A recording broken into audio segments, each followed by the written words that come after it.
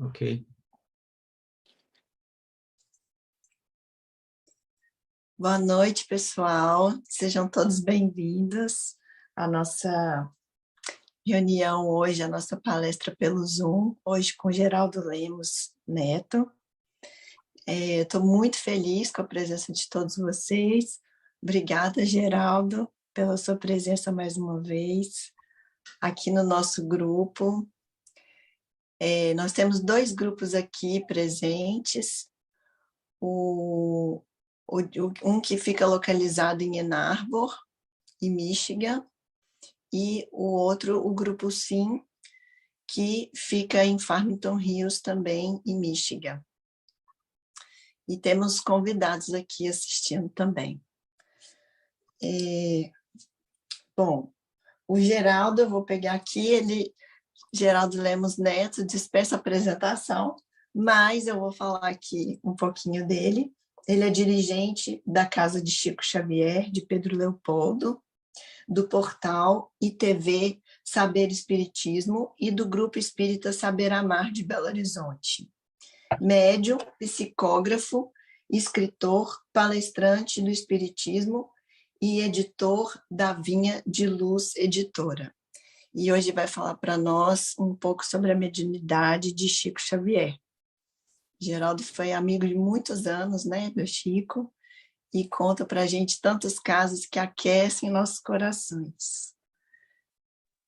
Então, na noite de hoje, nós levamos o pensamento a Jesus, a espiritualidade amiga, e agradecemos de todo o nosso coração a presença de todos aqui neste momento, que nós possamos aprender um pouco mais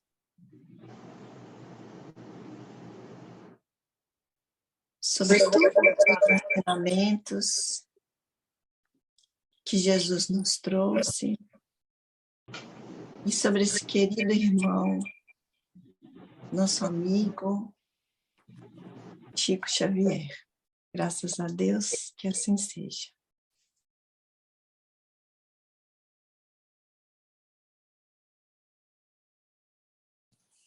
É com você, Geraldo. Muito obrigada. Bem, primeiro, muito obrigado pelo convite. É uma honra estar aí com vocês nesse esforço de estudo sobre a mediunidade de Chico Xavier. É uma alegria participar com este bate-papo acerca da mediunidade de Chico Xavier. Como vocês sabem, o Chico tinha todas as mediunidades. Ele era capaz de exercer todos os tipos de faculdades mediúnicas catalogados por Allan Kardec no Livro dos Médiuns. Claro que o mais conhecido, que todos nós reconhecemos de imediato, é a mediunidade de psicografia. E dentro da mediunidade de psicografia, ele próprio nos contou que a maior parte da sua característica psicográfica foi a mediunidade de psicografia intuitiva. Em menor parte, aconteceram os fenômenos de psicografia mecânica e de psicografia semimecânica. Na verdade, ele vai nos contar que na psicografia mecânica, que é aquela pela qual o espírito tem que acionar o aparelho motor do médium para realmente pegar a mão do médium e escrever, ela foi bastante rara. E somente em 3 ocasiões isso ocorreu. Uma delas quando o espírito de Augusto César Neto, que era um jovem santista que morreu afogado ali na Baía de Santos, com 18 anos de idade, e como jovem falava aquela gíria da Baixada Santista, Augusto César Neto. Então, quando ele começou a se manifestar pelo Chico, o Chico não entendia o que ele falava, né? aquele jargão ou aquele modo de falar do jovem da Baixada Santista. Então, teve que ser utilizada a mediunidade de psicografia mecânica. Uma outra que ele nos contou foi quando o Chico recebeu, naquela ocasião em Minas Gerais, havia um cidadão da Bélgica que veio para o Brasil como legado, com uma tarefa especial da Grã-Duquesa de Luxemburgo, que tinha muitas empresas mineradoras em Minas Gerais, e ele veio com a função de fechá-las todas. E ao aqui chegar no início do século XX, viu o potencial minerador e siderúrgico de Minas Gerais, e ao contrário de fechar, ele começou a comprar pequenas siderúrgicas, mineradoras, e ampliou, acabando por fundar a Companhia Siderúrgica Belgo-Mineira. Ele se chamava Dr. Louis Hensch. E o Chico nos contou que quando minha tia-avó, Adélia, que era secretária de turismo da cidade de Belo Horizonte, de cultura, aliás, turismo e cultura, que era conhecida dele, levou-o a Pedro Leopoldo, ele tinha perdido um filho por desastre de avião aqui no Brasil. Estava arrasado com a perda do filho. E minha tia Adélia o levou a Pedro Leopoldo e o Chico recebeu. Mas ao invés de receber a mensagem do filho, que falava português, vivia no Brasil, não é? Ele recebe a mensagem do avô do Dr. Louis Hensch, que esse avô era luxemburguês, e ele ainda se expressava no luxemburguês clássico, utilizado no século XIX. Olha só.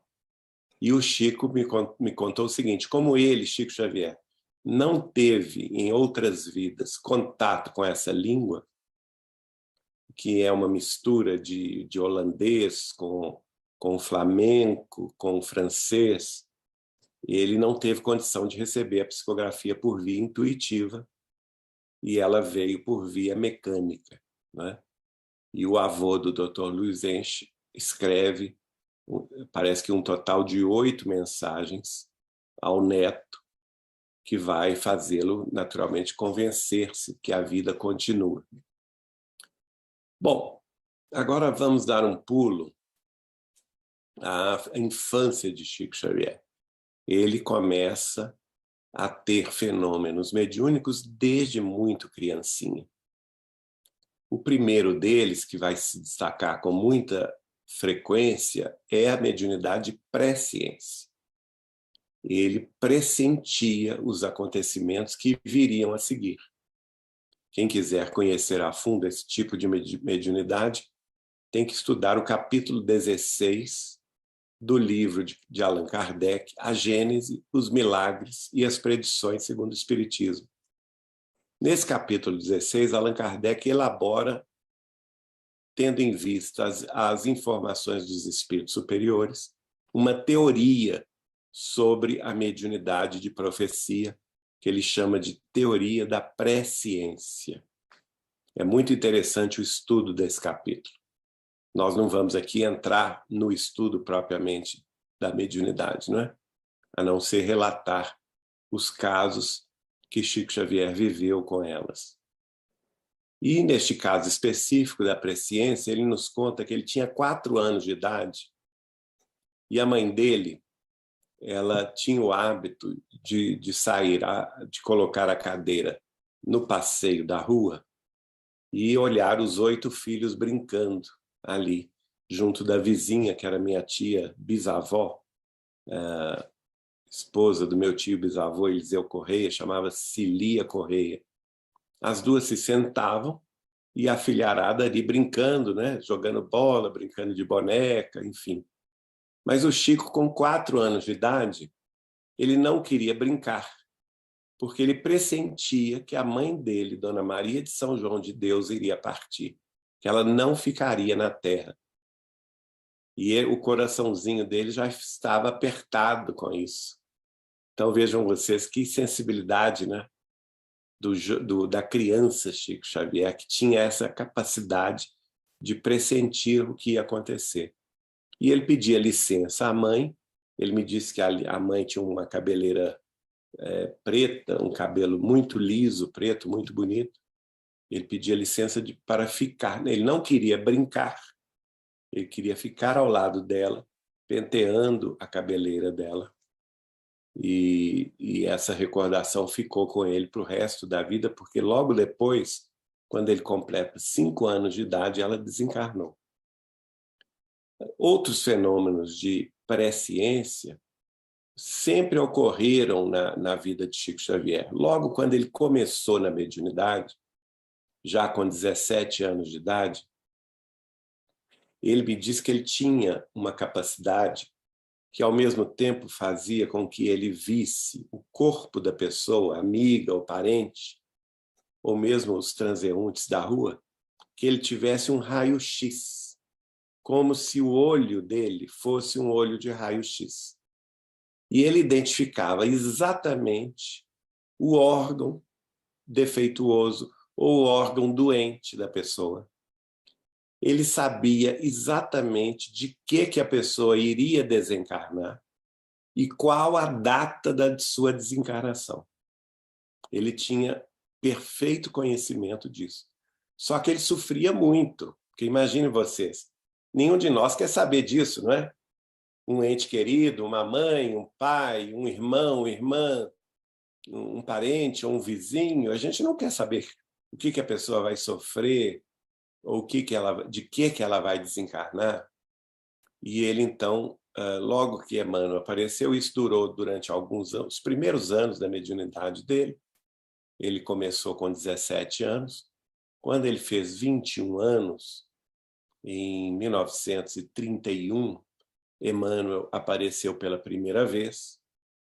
E então ele pediu, pelo amor de Deus, a Emmanuel, que, se fosse possível, solicitasse a nosso Senhor Jesus Cristo que tirasse dele essa mediunidade, que ele não suportava mais sofrer por antecipação, vendo a programação kármica daquelas pessoas. Porque, na realidade, o que ele estava vendo? Ele estava vendo o corpo causal das pessoas, onde estão, segundo André Luiz, inseridos o roteiro, né? os roteiros de karmas, de expiações, que as próprias pessoas, ao reencarnarem, programam para si mesmas, para reajuste da própria alma, para sofrer determinadas contingências corporais que as reajustem no campo físico e no campo dos corpos espirituais, né? Só que ele não queria passar por esse sofrimento. Então Emmanuel faz o pedido à espiritualidade maior e tira dele essa mediunidade. Ele, com 21 anos de idade, ele deixa de ter essa visão de raio-x e também deixa de ter essa presciência sobre o que levaria aquelas pessoas à desencarnação, em que ano, em que data. Ele me contou que ele sabia exatamente a data programada para a desencarnação das pessoas. Então, é uma mediunidade bastante rara, né? Bastante difícil. Outros fenômenos de presciência ocorreram com ele, por exemplo, quando eu estava na casa dele com a minha então esposa Eliana, e eu tinha que retornar a Belo Horizonte, e naquela época eu cursava Ciências Econômicas na PUC-MG, e precisava retornar a reunião de sábado tinha acabado na madrugada de domingo, eu estava bem, queria viajar de volta logo imediato, porque aproveitaria a madrugada na estrada, que é mais vazia, chegaria a Belo Horizonte no domingo e seria capaz de estudar para a prova que teria na semana a seguir. Então eu falei com ele: Chico, eu vou embora agora, não vou pernoitar aqui. E ele falando comigo, não, você não pode sair essa hora, é muito perigoso. Eu disse, não, Chico, mas eu estou bem, a estrada fica vazia.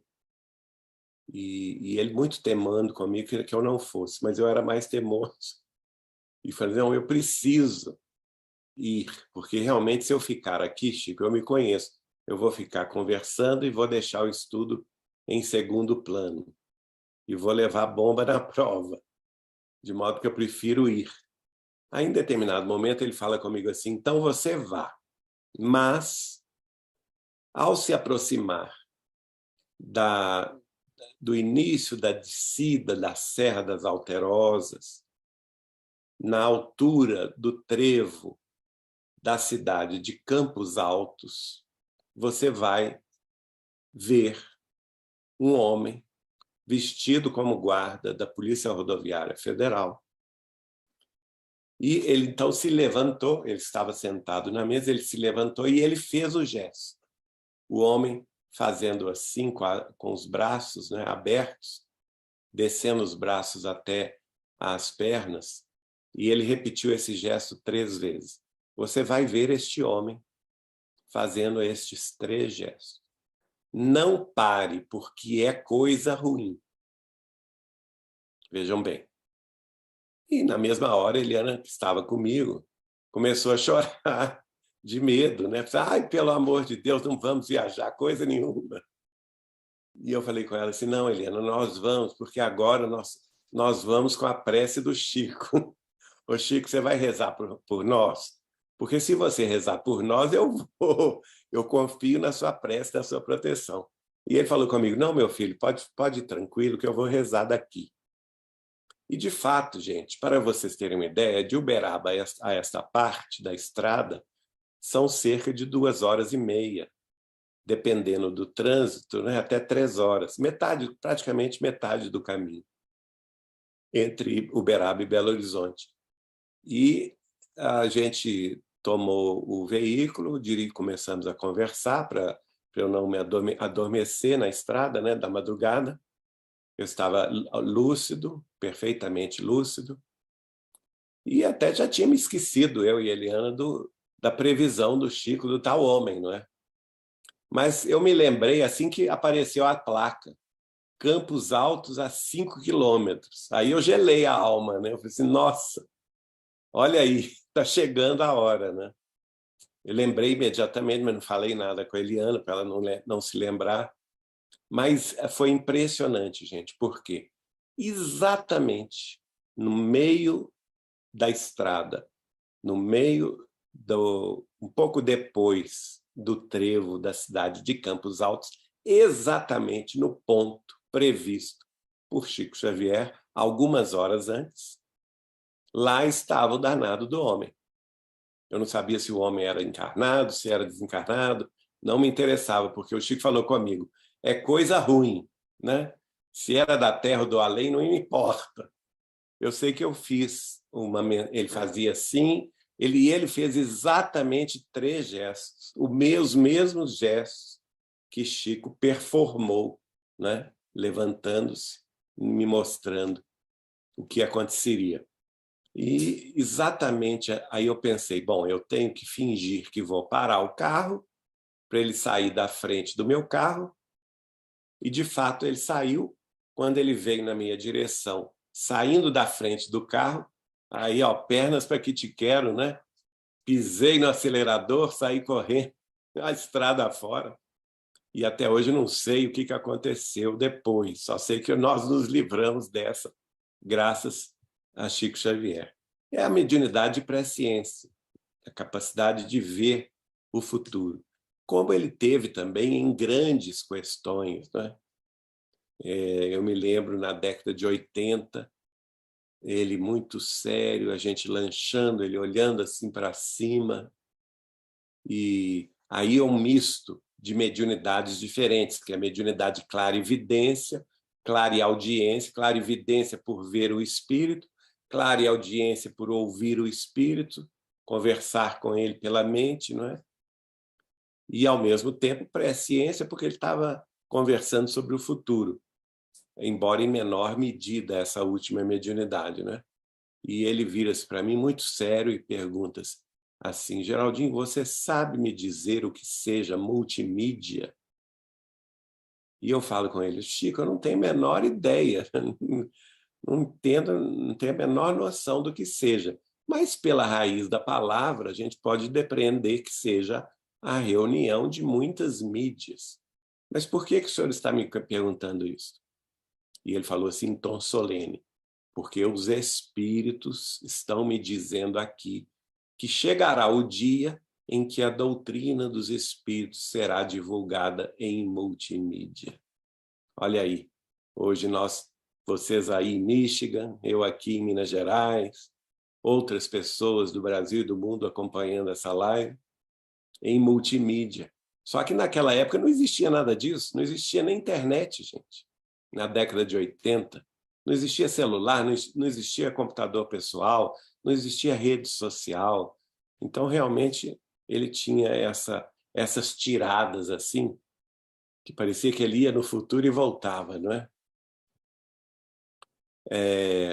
Bom, vamos mudar um pouco a mediunidade, o tipo de mediunidade, uma mediunidade muito interessante que eu presenciei inúmeras vezes ele performar, é a mediunidade psicometria, que é a mediunidade que determinados sensitivos, determinados médiums têm, de tocar certos objetos, ou então peças de valor sentimental de alguma pessoa, objetos de uso pessoal, como roupas.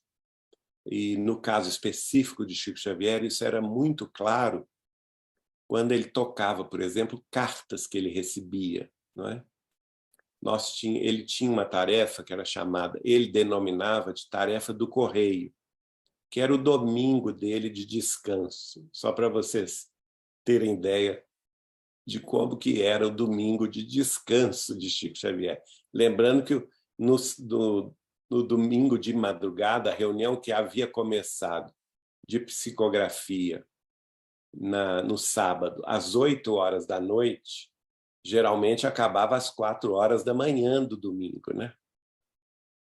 E às 7 horas da manhã do domingo, ele já estava de pé, né, para desempenhar essa função que ele chamava de tarefa do correio, pela qual ele respondia às cartas que ele recebia. E, às vezes, mandava para as pessoas livros autografados ou caixinhas de mensagens que ele recebia. Tinha um casal amigo deles que até hoje está nessa tarefa espírita, que é o Carlos e a Beth, lá da cidade de Campo Grande, no Mato Grosso do Sul. Eles tinham uma gráfica e eles que faziam a impressão dessas mensagens avulsas, né? Mensagens de Emmanuel, André Luiz, Dr. Bezerra, mas numa folhinha só. Eles faziam milhares dessas mensagens, colocavam em caixinhas e mandavam para o Chico gratuitamente distribuir. O Chico distribuía no Grupo Espírita da Prece, na Vila do Pássaro Preto, nas tarefas dele. E na tarefa de domingo também ele subscritava essas caixinhas de mensagens, respondendo ou enviando-as para as pessoas, os consulentes que escreviam para ele. Pois bem, o paletó de Chico Xavier ficava assim, ó, cheio de carta, né? Que ele recebia o endereço postal dele em Uberaba era Caixa Postal 56, Uberaba, Minas. E toda semana ele ia ao correio pegar a caixa. Era uma caixa cheia de cartas. Às vezes tinha 2.000 cartas por semana que lhe eram endereçadas. E ele passava o domingo inteiro subscritando mensagens ou autografando livros, ou mesmo tendo a paciência de responder aquelas cartas que ele escolhia. Dentre essas centenas de cartas, algumas ele tirava e punha no bolso. Ele ia colocando no bolso, então o paletó dele ficava assim, cheio de cartas, né? E era muito curioso que ele tirava uma delas, vamos supor que isso aqui fosse uma carta, né? Ele tirava uma delas assim do bolso e ficava assim esfregando os dedos. Ficava assim, fazendo assim. Ele não abria a carta, minha gente. Ele não abria, eu sou testemunha disso. E a gente ficava nisso o domingo inteiro. Começava às 7 da manhã, tinha só o intervalo do almoço e seguia até a 1h do dia seguinte, da segunda-feira, da madrugada. Ele sentado na cadeira, fazendo essa tarefa. Aí ele tirava a carta e ficava assim, como que acariciando a carta. Aí ele falava comigo, Geraldinho, coitada de dona fulana, dava o nome, passa-se isso, isso, isso com ela. Né? Aí eu falei assim, mas Chico, essa dona fulana que o senhor está falando, é a carta que o senhor tem na mão? Sim, é assim. Mas o senhor não abriu a carta. Como que o senhor sabe que tem dentro dela? E ele, por humildade, ele falava assim comigo, Geraldinho, eu não sei como se processa isso. Claro que ele sabia, né? Mas por humildade ele não queria explicar muito. Hoje eu vejo, naquela época, como eu era jovem, de 20 e poucos anos, eu acreditava nele, né? Nesse ponto. Mas hoje eu vejo, claro que ele sabia tudo, mas não queria entrar em muitos detalhes, né? Mas ele falava comigo assim, olha, eu não sei por que mecanismo isso se processa, mas quando eu acaricio a carta, eu entro na sintonia mental do consulente. Então, por exemplo, essa senhora, eu estou enxergando-a escrevendo a carta na casa dela. Ela está chorando. E eu estou lendo os pensamentos dela, que estão aqui impregnados na carta. E eu estou vendo que ela está chorando, porque ela está com um filho drogado, ela já tentou de tudo, já internou o rapaz, já levou em psiquiatra, o rapaz já tomou remédios, já fez tratamento para se liberar do vício, mas não consegue. Ela está desesperada. E ele está começando a vender os eletrodomésticos da casa para comprar droga. E ela não sabe mais o que faz. Quer dizer, tudo isso ele via mentalmente através de um toque, né? Então eu creio que a carta, no caso, era apenas um veículo, né, que estava impregnado das vibrações de quem escreveu aquela carta, não é? E através da mediunidade de psicografia, aliás, desculpe, de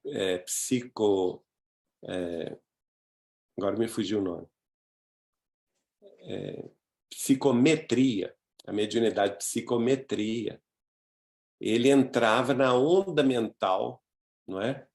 Da pessoa que escreveu a carta e começava a enxergar a cena pela qual ela escreveu aquele texto, naquele sofrimento, naquela dor. E isso, gente, era uma carta atrás da outra. Ele realmente, eu falo a vocês, a carta ficava fechada. Ele não abriu o lacre da carta. E ele sabia exatamente o que estava se passando com aquela família. E aí ele respondia de acordo.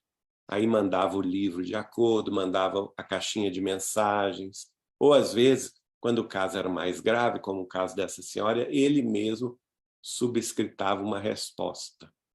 Às vezes, até uma mensagem de Emmanuel surgia, assim, de inopino, naquele instante. Uma mensagem consoladora de Dr. Bezerra, uma receita mediúnica de Dr. Bezerra, uma receita homeopática no caso de doenças, né? Então, essa mediunidade era uma mediunidade muito interessante.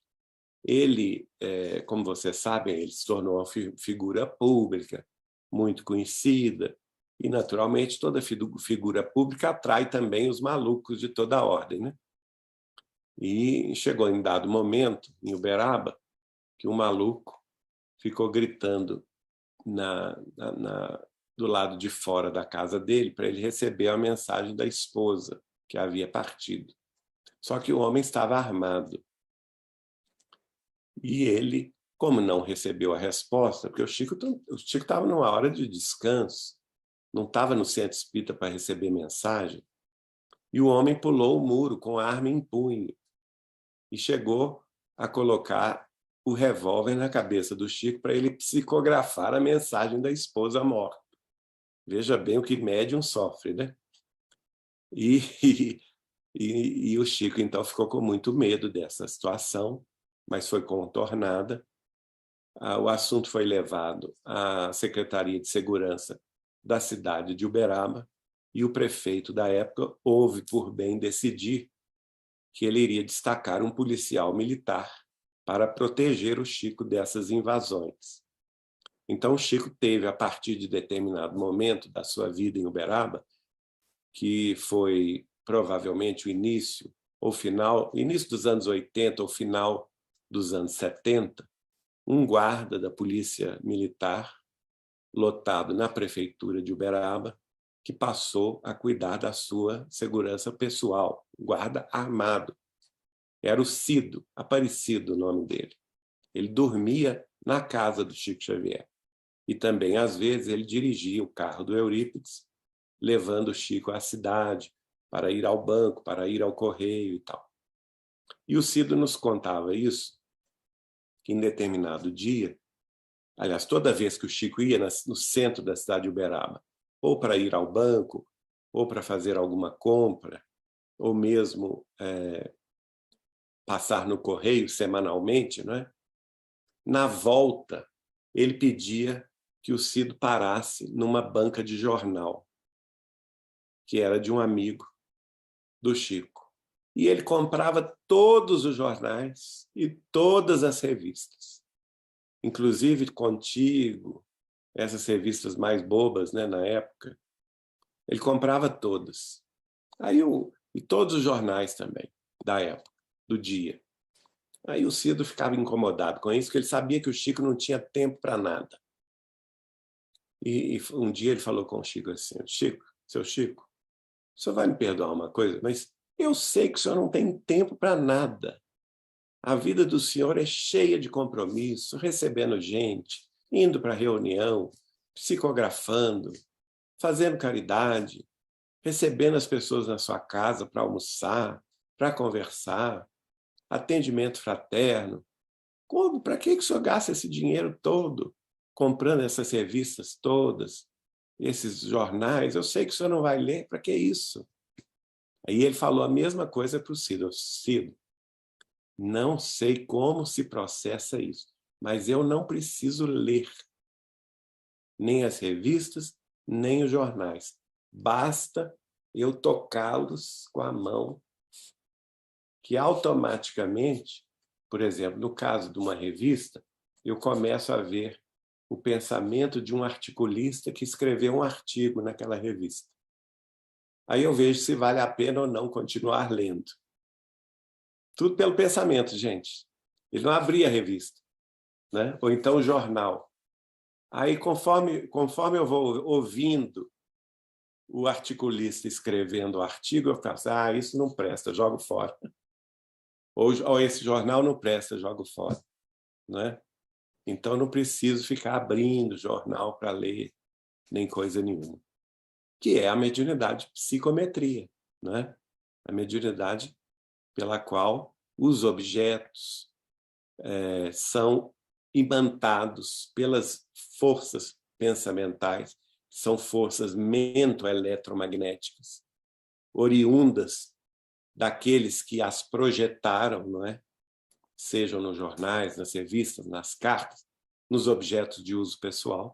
E o médium que tem essa faculdade mediúnica de psicometria, ele tem a capacidade de entrar nessa faixa de sintonia vibratória com a mesma faixa mento-eletromagnética de quem emitiu esses pensamentos quando estava escrevendo ou quando estava enviando o objeto. E isso era muito curioso da gente observar no Chico, né? Uma mediunidade extraordinária. Bom, pulando para outra mediunidade, a mediunidade muito também conhecida, que é a mediunidade clarividência, clareaudiência. Geralmente uma é associada à outra, né? o espírito, a pessoa que tem a mediunidade de clarividência, os centros da visão da mente profunda perispirituais são acionados em conexão com os centros da visão da carne. Quer dizer, não é o olho da carne que vê, mas os centros da visão profunda, segundo André Luiz escreve no livro Mecanismos da Mediunidade, que são acionados pelos espíritos que querem, por exemplo, projetar uma imagem ou de si próprios, ou de um painel, não é? De uma cena qualquer. Então, eles têm a capacidade, do ponto de vista espiritual, de fazer essa projeção de imagens, mas, ao mesmo tempo, eles têm que manipular o centro da visão profunda do médium nas mentes perispirituais até atingir o centro da visão cerebral, e então há a conexão e o médium passa a ver o espírito ou ver a cena.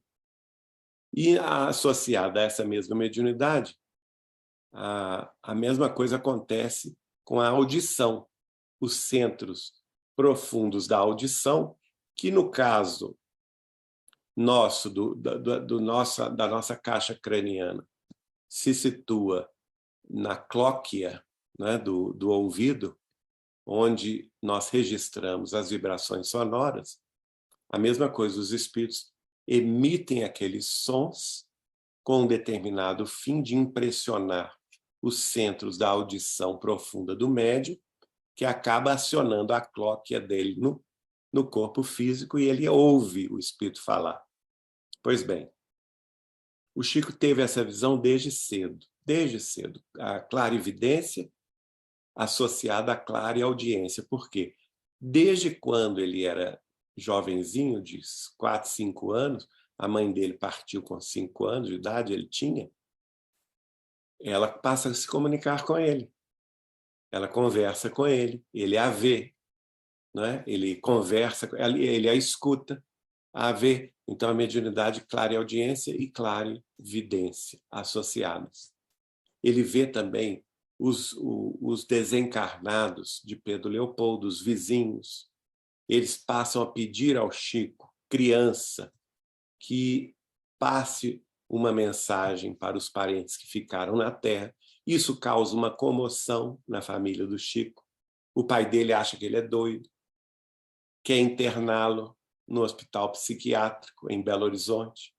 O padre Sebastião Scarzello, que era de origem italiana e oficiava na matriz de Pedro Leopoldo, não deixa, porque ele era afeiçoado ao Chico, sabia que o Chico tinha uma fé sincera, que ele não era capaz de mentir, e ele então recomenda ao Chico falar o menos possível com o pai. Foi o padre Sebastião Scarzello que arrumou emprego para o Chico jovem, criança, para que o pai não o internasse num sanatório ou num hospital psiquiátrico, como doido. E isso ele vai levando, né? A própria segunda mãe dele, que foi um anjo na vida dele, dona Cidália Batista Xavier, fala com ele: meu filho, não conta essas coisas para todas as pessoas. Ele era jovenzinho, né? Porque as pessoas não acreditam, elas fazem chacota com você, com o seu nome, com a sua capacidade. Eu acredito em você. Então vamos combinar uma coisa: só conte essas coisas para mim. Eu vou guardá-las, vou confiar em você. Mas se você continuar contando para o pessoal aqui em Pedro Leopoldo, eles vão acabar ridicularizando-lhe. Então ele tinha muita confiança com ela. Aí ocorreu um fenômeno muito bonito, que em 1941, ele já tinha 21 anos de idade. No dia 18 de abril, ela o chamou. Era a segunda mãe dele, não é? Com quem ele teve uma ligação fundamental de amor. E ela falou com ele: Chico, eu te chamei aqui para me despedir de você, porque eu estou indo embora. Aí ele começa a chorar. e fala com ela, não faça isso, a senhora vai me abandonar? Quem que vai dar crédito às minhas visões?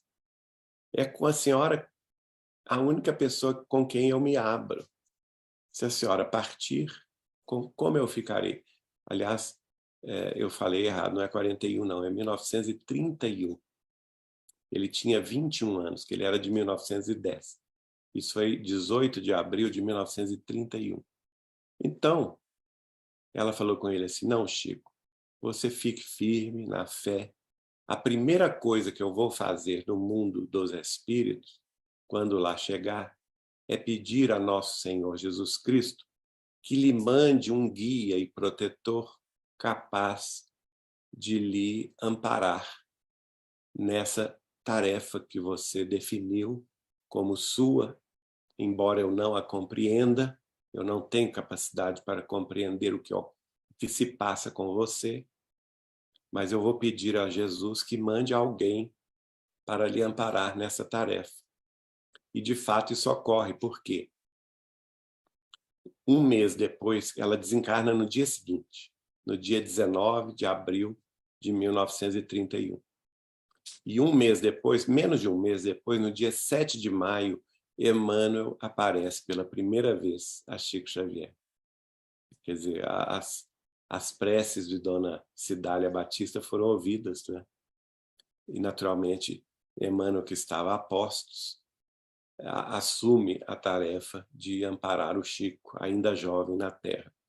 Bom, mas o que eu queria contar sobre a vidência é a desencarnação de Dona Cidália, que naquela época se fazia o enterro, aliás, antes do enterro, o velório no lar. Era comum nas cidades do interior de Minas Gerais isso ocorrer, e Pedro Leopoldo não fugia a essa regra. E ela, então, o caixão com o corpo de Dona Cidália foi velado ali na sala de visitas da família Xavier em Pedro Leopoldo. Todos os irmãos, eram muitos, porque além dela pedir, quando ela se casou com o pai de Chico, ela pediu de volta que o pai de Chico tinha dado os 8 filhos para os padrinhos e madrinhas, não é? Que ele, quando a mãe do Chico morreu e ele tinha 5 anos de idade, cada um foi parar num lar. E ele, então, quando se apaixonou por Dona Cidália, pediu-a em casamento, ela fez uma única exigência a ele. Não, olha, José, eu caso com você com uma condição. Você pegue de volta todos os seus 8 filhos para eu criar. Então, eu pergunto a vocês, nossas irmãs mulheres, se vocês fariam isso hoje. Tá difícil, não tá? É difícil. E homens também, né? A gente faria isso? Dificilmente, né? Pois ela fez. Veja a elevação dessa senhora. Além disso, dela pegar os 8 filhos do primeiro casamento, entre eles Chico, para criar, ela ainda teve mais 6. E o pai de Chico sobrevivia vendendo loterias, veja bem. Era uma família pobre, muito pobre, né? Eles passavam fome, passavam necessidade. Então, ela desencarna, criou os filhos muito bem, ela desencarna, o Chico já tinha 21 anos, mas a dor dele, Chico, dos irmãos, das irmãs, do pai de Chico, né, dos vizinhos que estavam ali velando, era muito profunda. O Chico me conta que esse dia foi o dia de mais angústia que ele teve aqui na Terra, um dos dias de maior angústia pelo qual ele havia passado na Terra. Mas aí ocorreu uma cena muito bonita, porque ele orando, chorando, vendo ali, contemplando aquele corpo sem vida que ele tinha, da sua segunda mãe, que ele tinha amado tanto. De repente, o telhado, naquela época, a casa do Chico não tinha forro, não era telhado direto. O telhado ali sobre as cabeças dele desapareceu e ele começou a ver a abóbada celeste, as estrelas, estavam todas, as constelações iluminadas, né, as galáxias e tal. E ele começa a ver uma estrada de luz sendo desenhada do firmamento estrelado, descendo. Essa estrada de luz ia descendo, se formando, até iluminar o caixão de Dona Cidália Batista.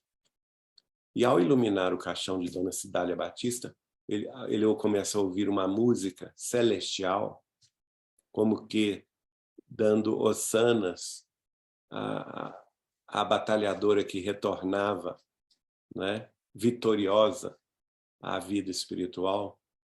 E ele começa a ver bolas de luz descendo em espiral por essa estrada de luz. Eram bolas de luz. E elas desciam do firmamento, mas quando se aproximavam ali da terra, já na casa de Chico Xavier, essas bolas de luz se transformavam em anjos alados de luz, transparentes. Eles tinham asas transparentes, eram seres de iluminada procedência, mas de beleza indescritível. E cada um deles eram no total de 12 seres angélicos. Cada um deles chegava no corpo inerte de Dona Cidália e beijava-lhe a testa. Quando o último deles fez Dona Cidália despertou. E o Chico pôde ver pela vidência, clara evidência, e clara audiência, porque ele ouvia a música, não é?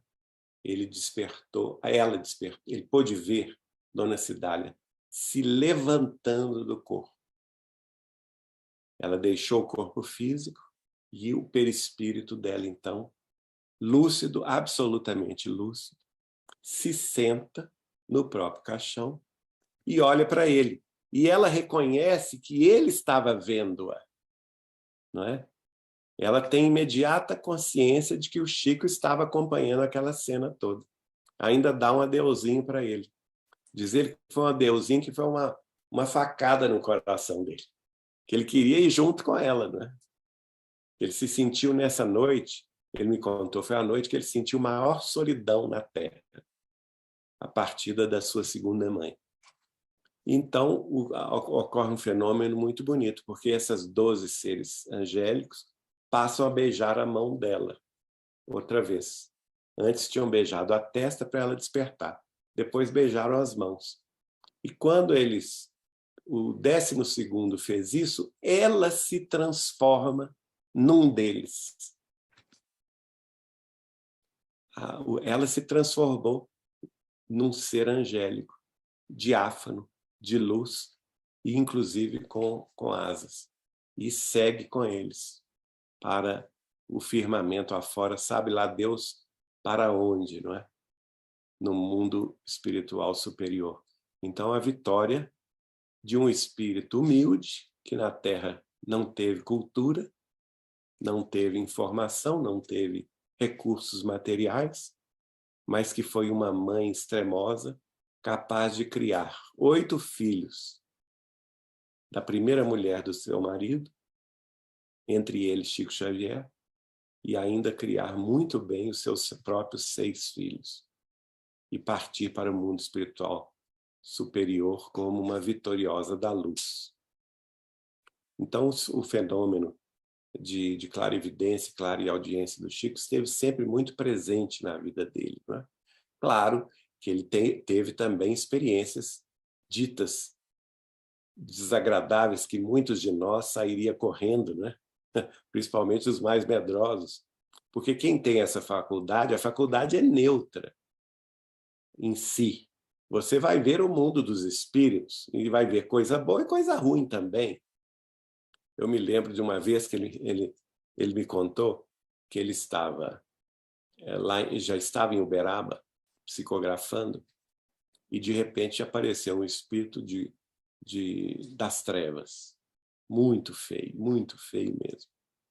Um espírito das trevas que literalmente assemelhava-se às descrições católicas dos demônios. Todo vermelho, tinha chifres, uma coisa horrorosa.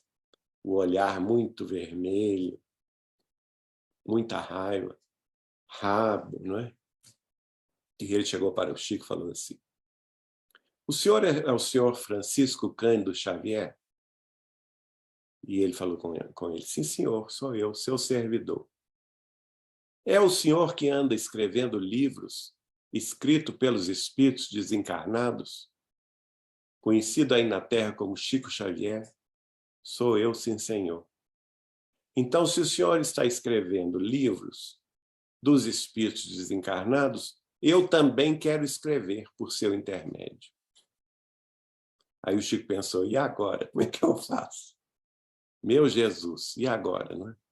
Mas Emmanuel apareceu para ele e disse, fique quieto que eu vou lhe dar as intuições sobre o que responder. Aí o Chico pensou. O Emmanuel avisou ao Chico, ele não está me vendo. E ele começou a vociferar. E não me engane, não adianta me enganar. Se você está escrevendo livros dos espíritos, eu também tenho o direito de escrever. Aí o Chico virou para ele e falou assim, olha, eu não me incomodo de escrever, absolutamente. Se o senhor quer escrever um livro para o meu intermédio, eu posso escrever perfeitamente, mas eu estou obrigado a informar ao senhor que eu não tenho controle sobre a questão da psicografia, porque a nossa tarefa de psicografia aqui na Terra, ela funciona como uma firma. E eu sou apenas um mero servidor da escrita.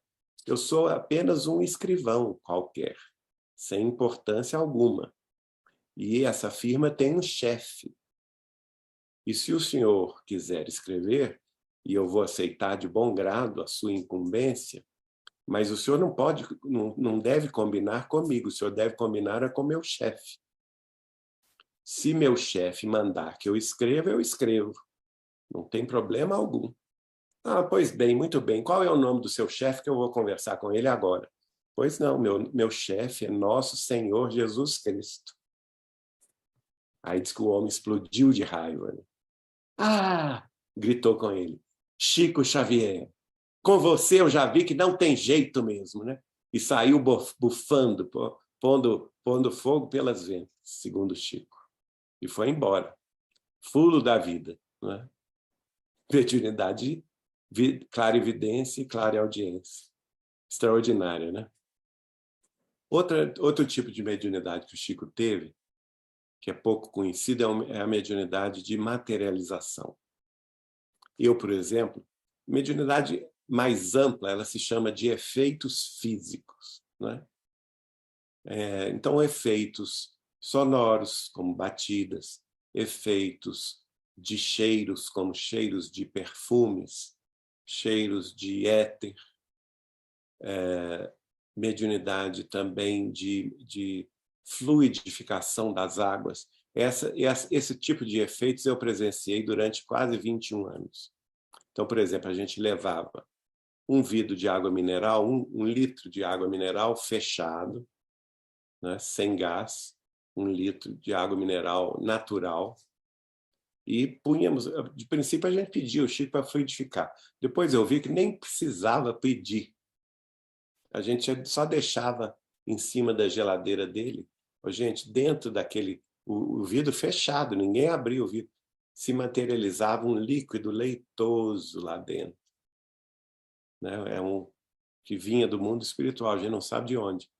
E esse líquido não se misturava com a água, ele ficava dançando aquelas bolotas. Sabe, quando você mistura óleo e água não se misturam, só que o óleo é negro, né? No caso das materializações do Chico, era branquinho, leitoso, e ficava ali dançando no meio da água aquilo. E era impressionante que quando a gente abria, não somente tinha a matéria lá materializada, como tinha cheiro. Né?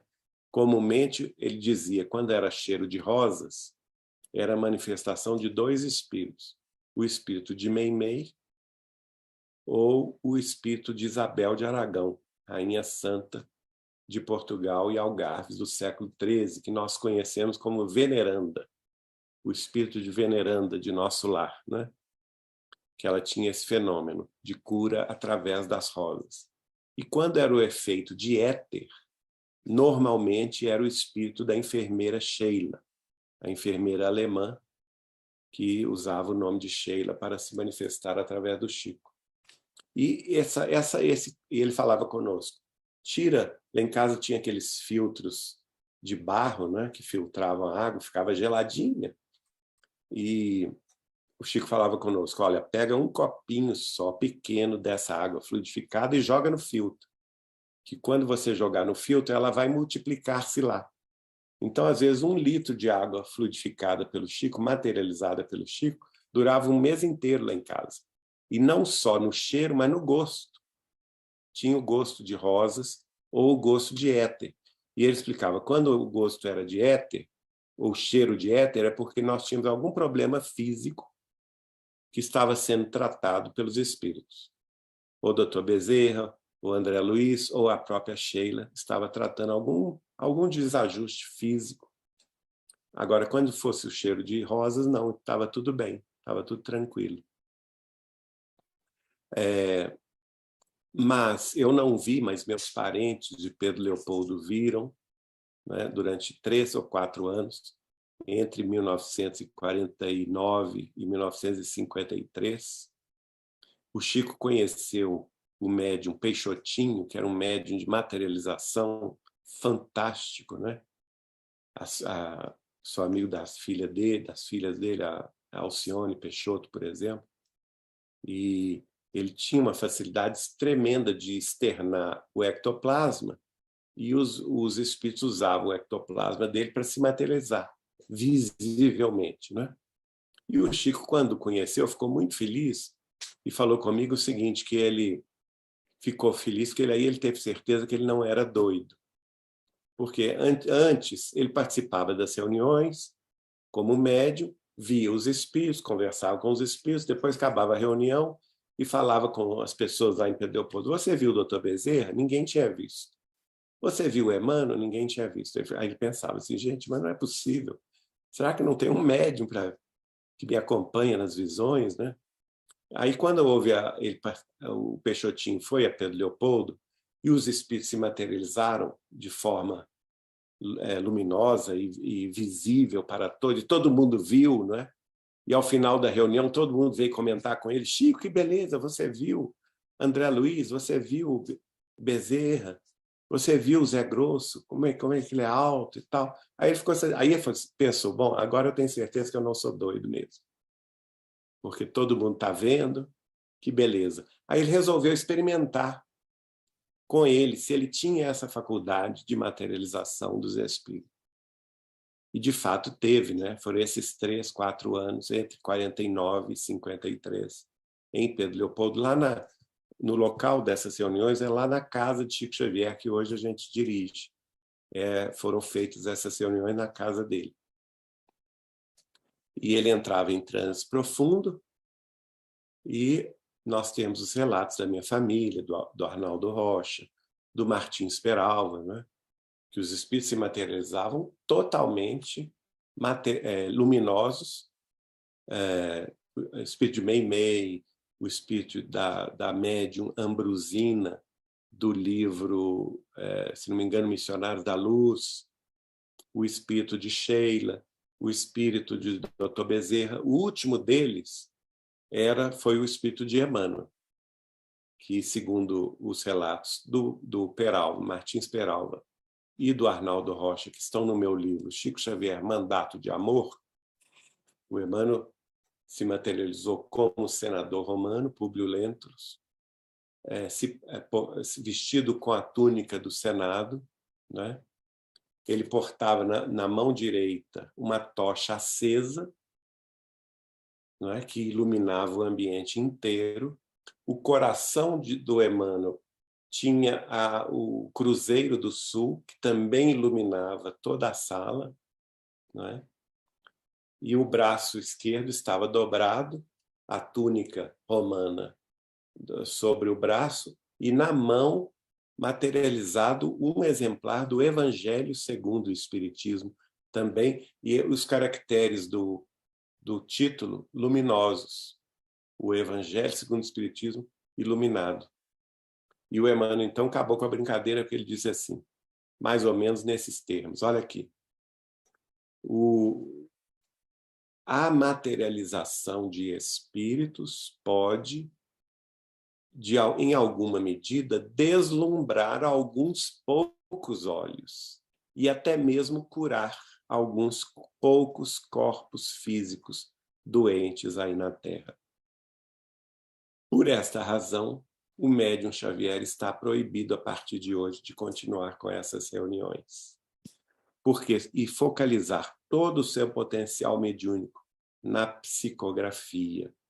Porque a psicografia, doando-nos o livro, é a multiplicação da chuva do esclarecimento e da consolação nos desertos humanos, né? E haverão de fertilizar os campos imensos da terra para esclarecer e consolar os corações humanos aflitos e sobrecarregados para os séculos vindouros. Por isso mesmo nós estamos ordenando a suspensão dessas tarefas. Quem esteve presente, obviamente, lamentou profundamente, não é? Essa questão, porque imaginem vocês, o Arnaldo Rocha conta, está também no meu livro, Chico Xavier, Mandato de Amor, editado pela União Espírita Mineira em 1992, que a mãe dele, eu agora não sei se era Dona Marlene ou Margarida, agora me foge o nome dela, mas a mãe dele, quando encarnada, ela tinha o hábito de cheirar rapé. Ela vivia com um recipientezinho onde ela guardava rapé e ela tinha esse vício de abrir e cheirar o rapé de quando em quando. E ela se materializou para o Arnaldo através do Chico, né? De plena visão, de plena materialidade terrestre. E o mais interessante, para provar que era ela mesma, ela abriu a mão e estava lá a caixinha de rapé que o Arnaldo cheirou, né? Ele abriu e cheirou.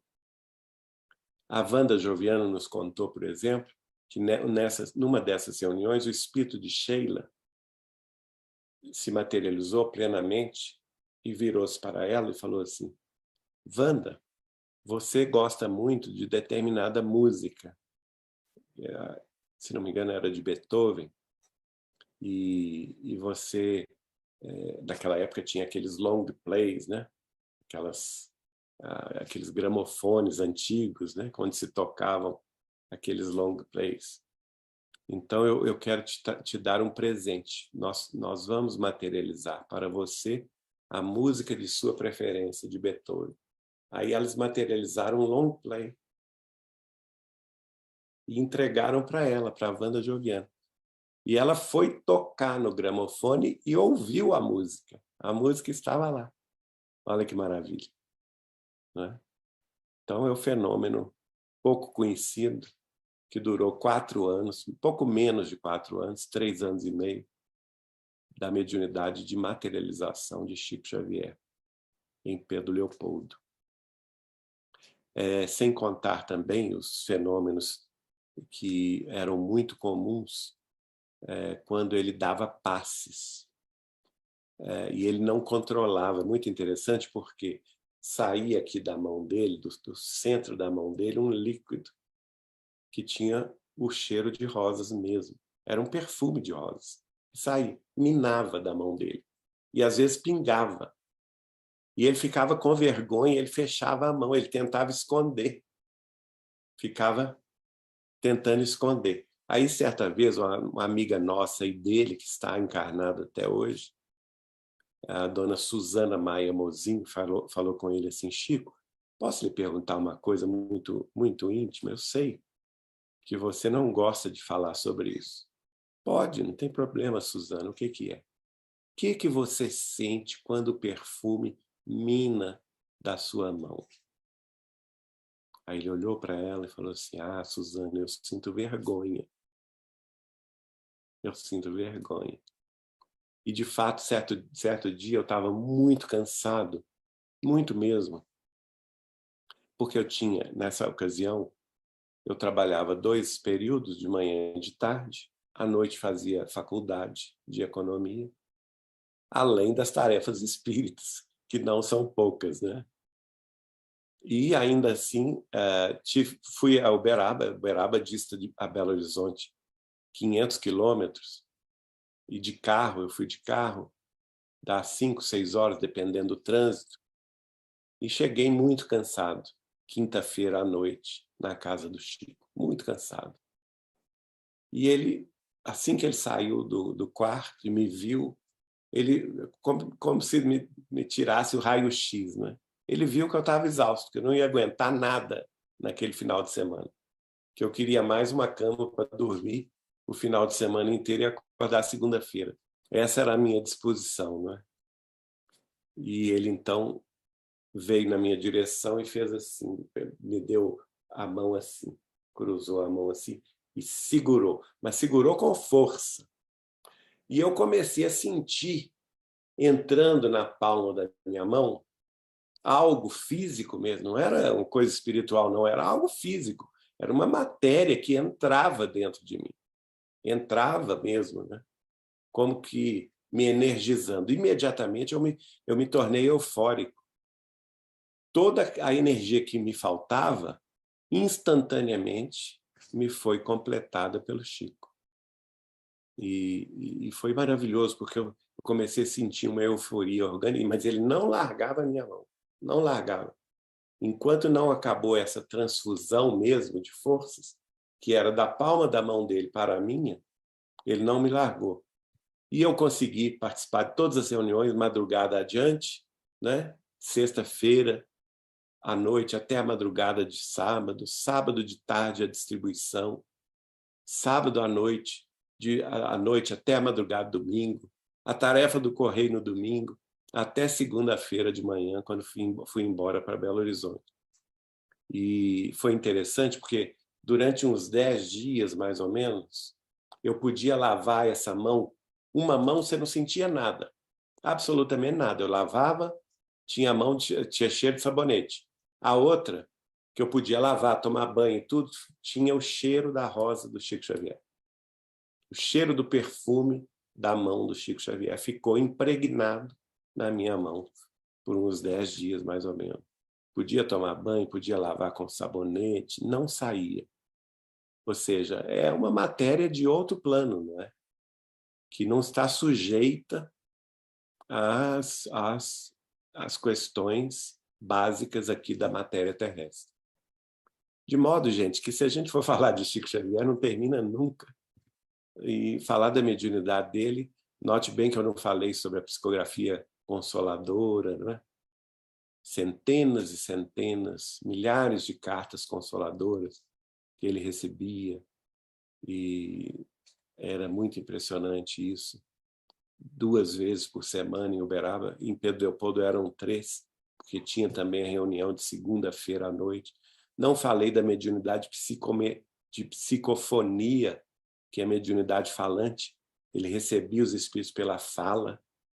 Nós podemos ouvi-lo, por exemplo. O Oceano Vieira de Mello recuperou alguns áudios, né, gravados nas reuniões de desobsessão do Grupo Espírita Meimei de Pedro Leopoldo. E quem participou dessas reuniões, alguns familiares e amigos nossos, conta que o Chico recebia os espíritos sofredores mais difíceis durante a tarefa da desobsessão. Normalmente os grandes perseguidores do cristianismo, os grandes perseguidores da doutrina espírita, espíritos em zoantropia, em licantropia, espíritos também suicidas.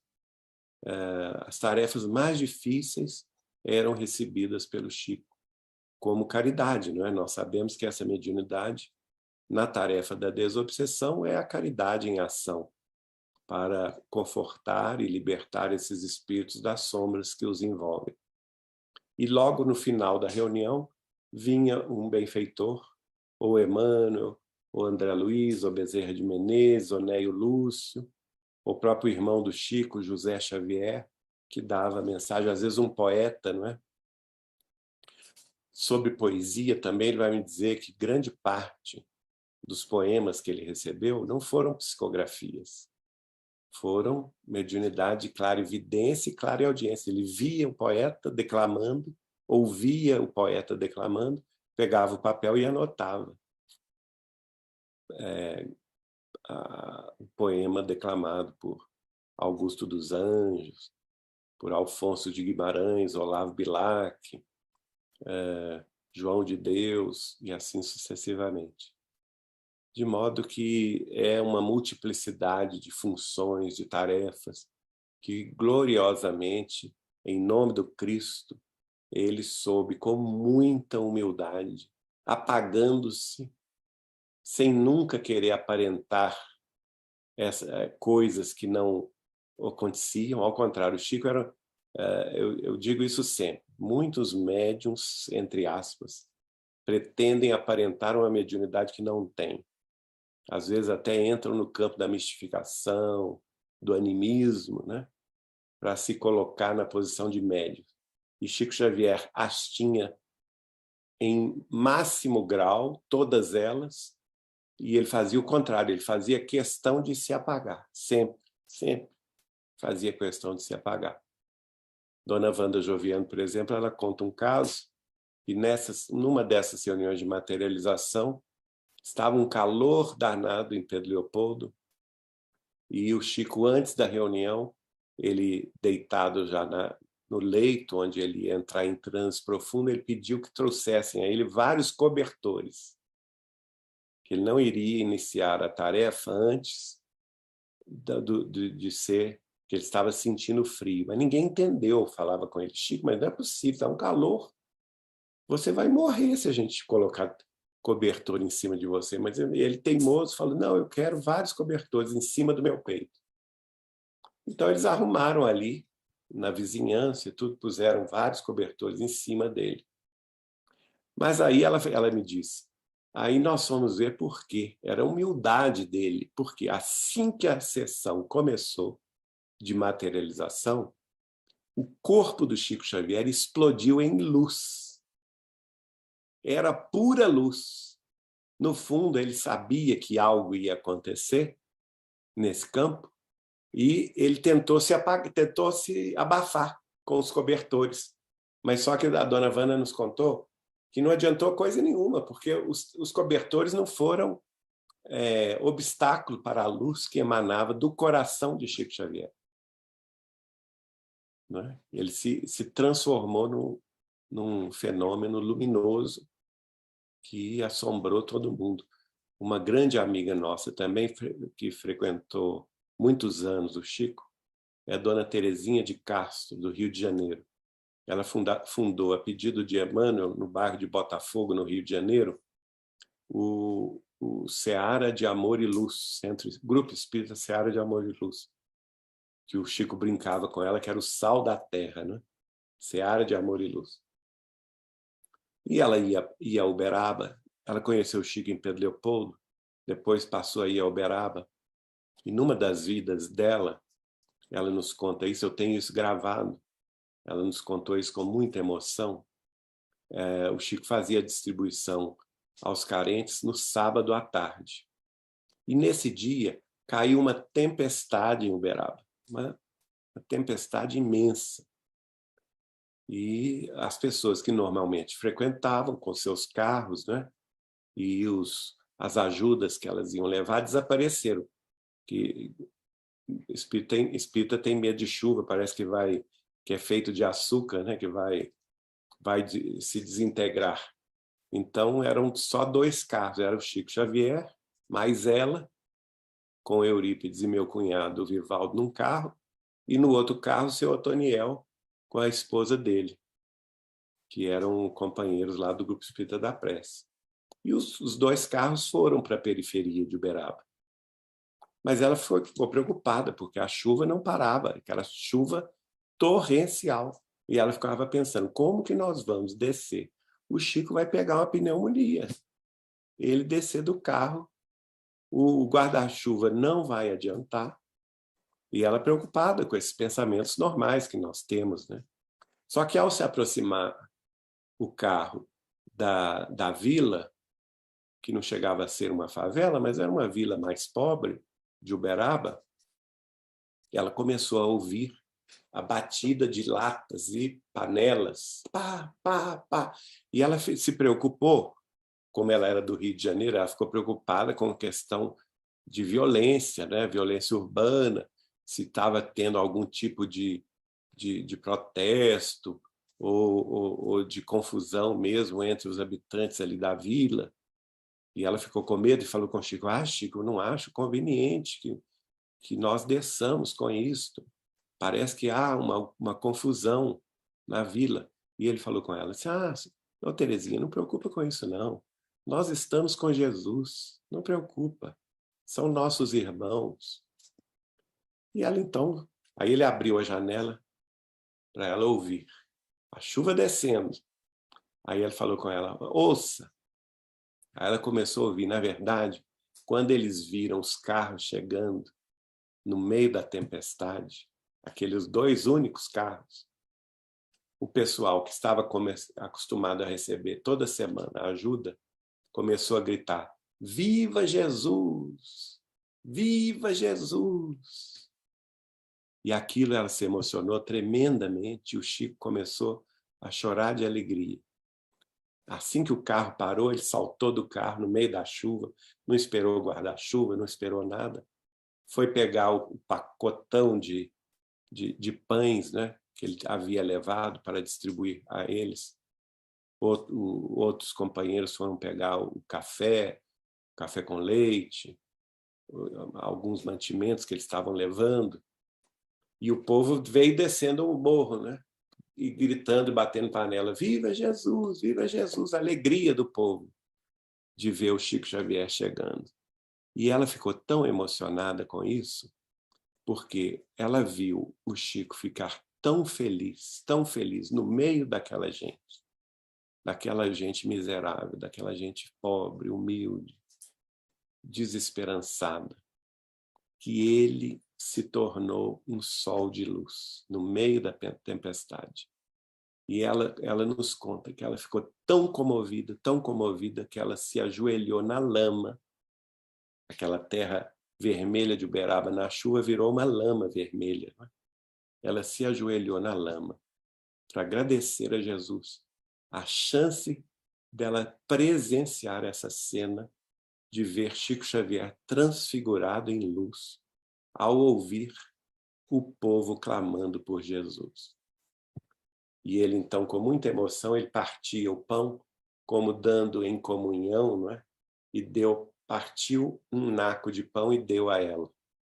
E ela comeu, disse-me ela, né? Nós temos o áudio dela gravado, que ela comeu esse naco de pão como se ela estivesse, de fato, tomando uma comunhão espiritual inesquecível, que ela ia guardar para o resto da sua, não só dessa vida, mas para o resto da eternidade. Então, minha gente, esse é o Chico Xavier. E os seus casos inúmeros que são incontáveis, né? Incontáveis.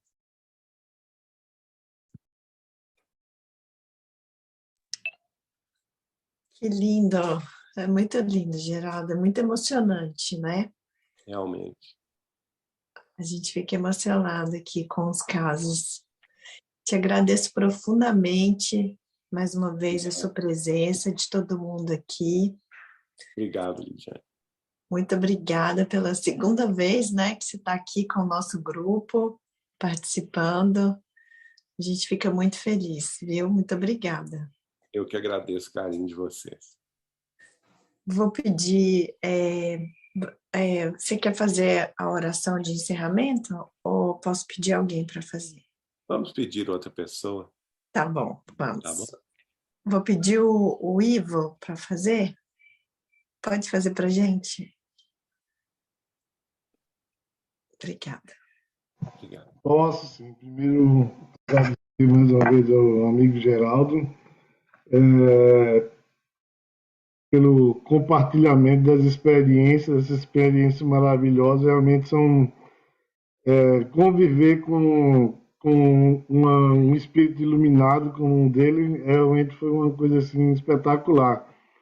E espero que você continue compartilhando isso com outras pessoas em outras ocasiões, né, para que a gente possa sentir essa energia, né, que você passa, né, e fortalecer a nossa fé no sentido de continuar no caminho da caridade, né? Como você mesmo falou, tudo que Chico Xavier fez foi em nome da caridade, em nome dos outros, né? Doou a sua matéria, a sua ferramenta material para que esse trabalho fosse feito durante toda a sua existência. Espetacular. Então, você está mudo aí, se você quiser falar. Não, eu digo que tudo que você disse é a pura verdade. Muito obrigado. Obrigado a você. Então, vou convidar todos nós a fecharmos os olhos e, nesse momento, mentalizar o nosso Mestre Jesus, agradecendo a oportunidade que nos foi dada pelo irmão Geraldo, de compartilhar conosco esse sentimento que ele vivenciou durante todos esses anos, junto a essa pessoa tão ilustre, esse espírito tão elevado que foi Chico Xavier. Com certeza, nesse momento, ele está aqui conosco, nos trazendo essa energia, deixando com nós a paz, o amor e a certeza de que não há salvação fora da caridade. Esse foi um exemplo maior que ele nos deixou, que Jesus nos deixou e que Deus nos ilumina a todos os instantes de nossas existências para que perseveremos nesse trabalho, nessa luta pelo próximo. Assim, vamos agradecendo também a todos que aqui vieram participar desse encontro, encarnados e desencarnados. Com certeza vocês devem ter percebido essas presenças em suas casas e que todos nós continuemos iluminados por essas palavras durante todos os dias da nossa vida. Vamos pedir então a autorização para encerrar os nossos trabalhos de hoje e simplesmente para que possamos agradecer mais uma vez ao nosso ilustre palestrante e que lhe dá uma força para que ele continue nesse trabalho tão nobre. Que assim seja, graças a Deus.